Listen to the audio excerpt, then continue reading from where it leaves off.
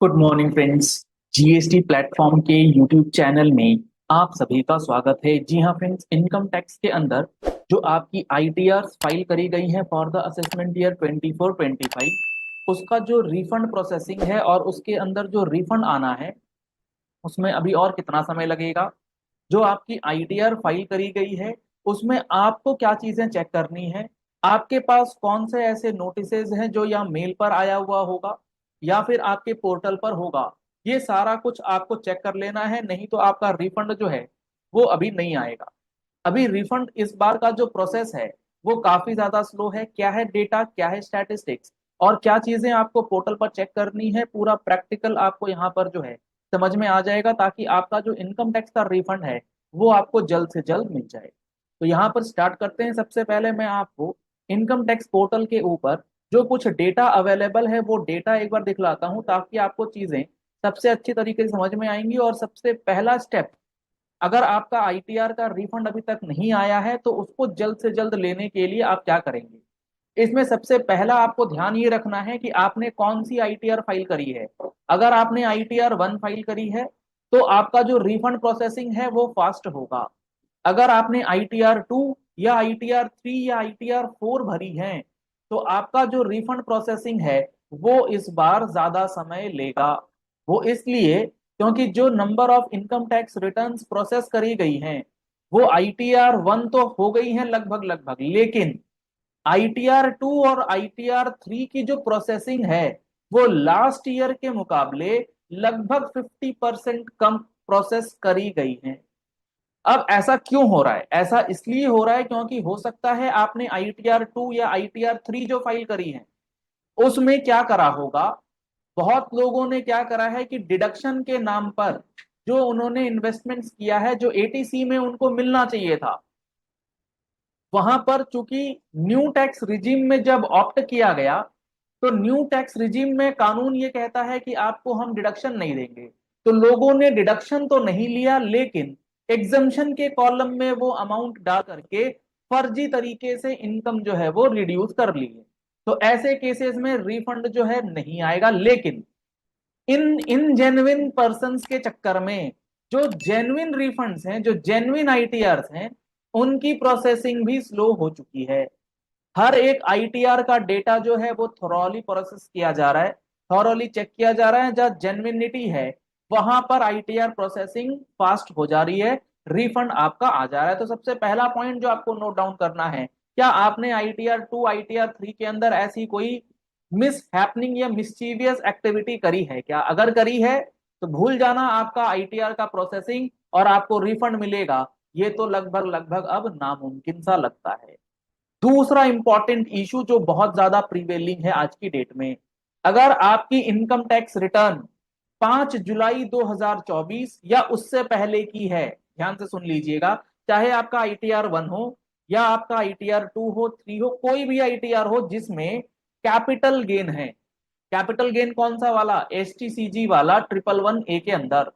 अगर वो आईटीआर आपने फाइल करी है 5 जुलाई 2024 या उससे पहले, और उस आईटीआर के अंदर जो आपने टैक्स का पेमेंट किया है उसमें आप लोगों ने रीबेट क्लेम कर लिया है 87A में, और आप सबको ये पता है कि 87A का जो रीबेट है वो 5 जुलाई 2024 and onwards income tax portal ने चीजों को बदल दिया। और वो बोला गया कि एसटीसीजी 111A वाली जो इनकम है वो स्पेशल टैक्स रेट वाली इनकम है, उसमें आपको रीबेट नहीं मिलेगा। उसके ऊपर जो 15% का टैक्स है वो तो पूरा का पूरा जमा करना है।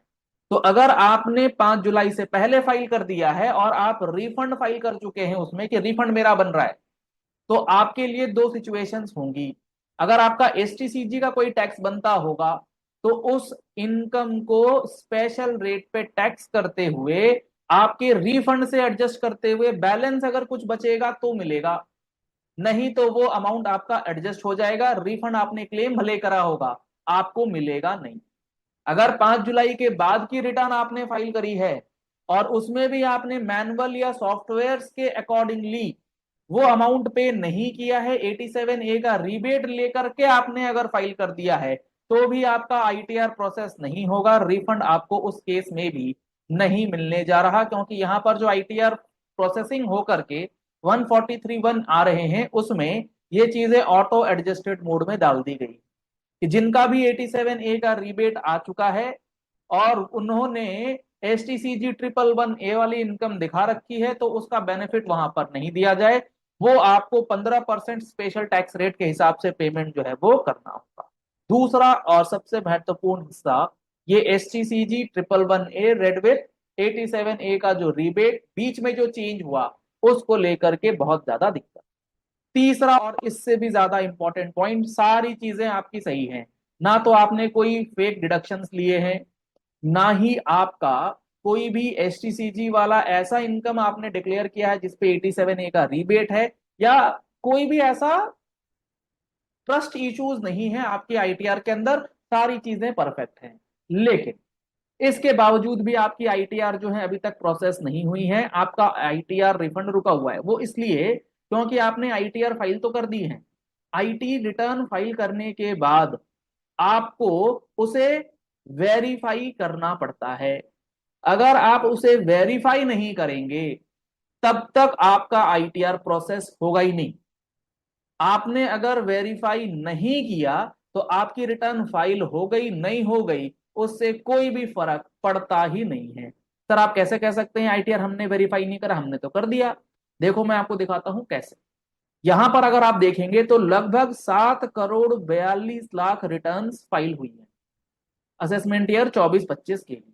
लेकिन इन 7 करोड़ 42 लाख रिटर्न्स में जो रिटर्न्स प्रोसेस करी गई हैं, यानी कि वेरीफाई करी गई हैं, वेरीफाइड रिटर्न्स 7 करोड़ 10 लाख, तो लगभग 32 lakh income tax returns file होने के बाद पेंडिंग फॉर ई वेरिफिकेशन।